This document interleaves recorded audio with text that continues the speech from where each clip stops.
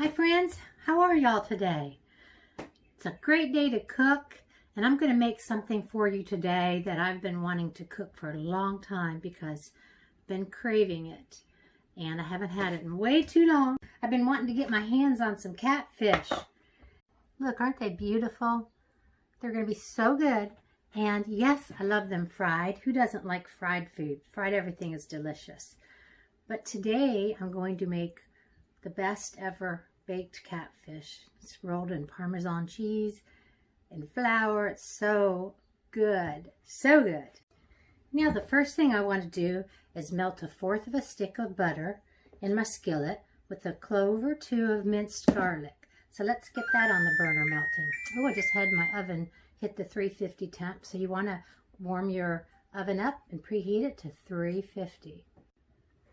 Now, while the butter is melting over there on the stove, we're going to mix up all of our dry ingredients. So I've got 1 cup of freshly grated Parmesan cheese. Ooh, who said fish and cheese don't go together good? I don't understand that way of thinking because this is absolutely delicious. Maybe it's because it's Parmesan cheese that makes it so good. I can see where cheddar would be pretty awful on this. I got 1/2 cup of flour. And I've got some seasoned salt. I got 1/4 of a teaspoon. Your choice, whatever kind of seasoned salt you like best. And I need some pepper. Got 1/2 teaspoon. Yep, 1/2 teaspoon. And then I've got a whole teaspoon of paprika. And of course I'm using smoked paprika. Now I'm just going to mix this together real well. So we've got all of our dry ingredients mixed up really nice. Fins out there laying in the sun.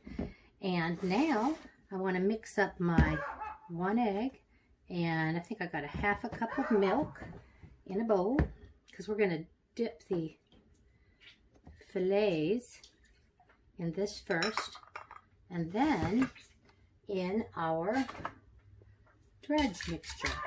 That's almost all there is to it. It's that easy. My goodness, Finn. Oh, the neighbor's dog is here. He just does not like that dog. Don't know why he's such a snob, but he is.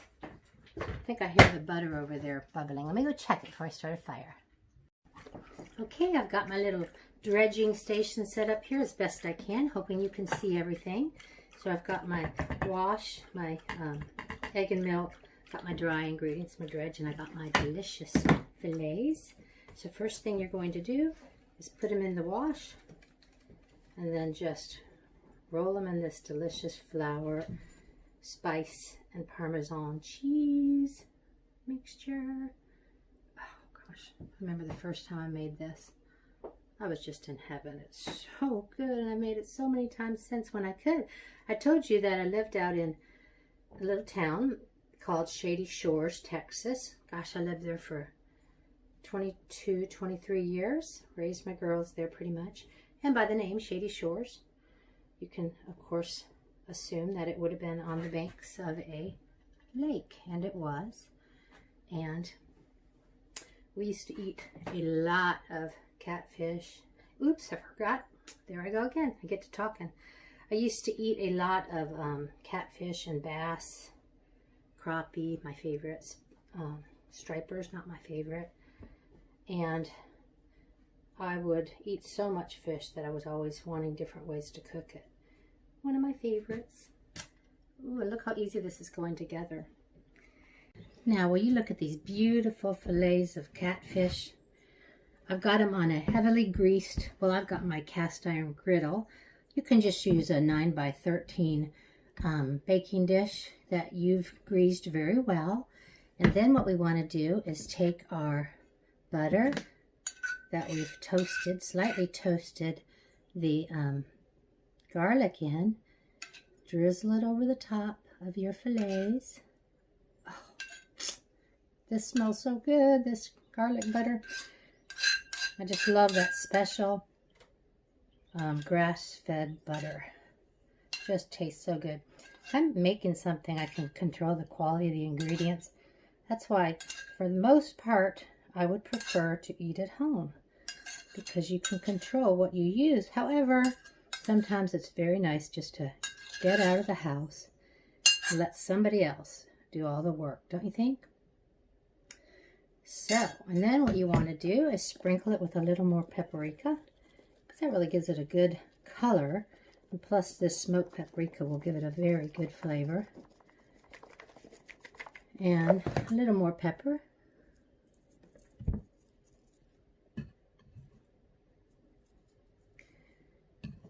And then I'm going to pop it in our 350 oven for, 35, let's say 30 to 40 minutes until the fish is flaky. Don't want it overcooked, but don't want it undercooked either. Okay, let me just pop it in the oven. Look how easy that was. Well, it's starting to smell awful good in my kitchen. Oh, that fish is smelling so good. I don't think it has too long to go. Yesterday, the husband and I got a hankering for some fried fish. He got the oysters and the mushrooms, fried mushrooms. We always go out to Fugler's out in Carthage. I think there's one out in Gilmer, around Gilmer as well. They make good hamburgers out there. I don't know about their fried food. Never had it out there. But I always get the cook. His name is Coco. I love how he fries his chicken strips. I always have to have those chicken strips. And his onion rings. Oh my gosh. So Coco, if you ever see this, I would love for you to come over and teach me your fry skills, because you are good.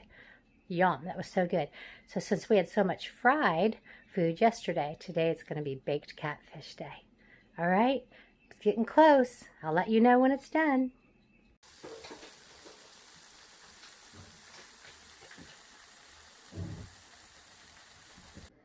Now isn't that beautiful? Just crisp and got tons of flavor. Going to squeeze a little lemon on it, which you can leave off if you don't care for lemon. Now I'm going to give it a taste.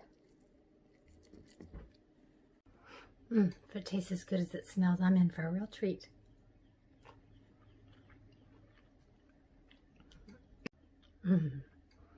Dang. Oh yes, it's even better than I remember it. It's been too long, my precious catfish.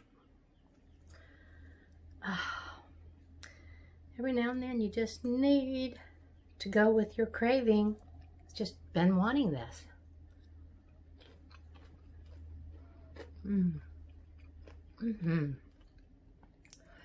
The crust, it's crispy.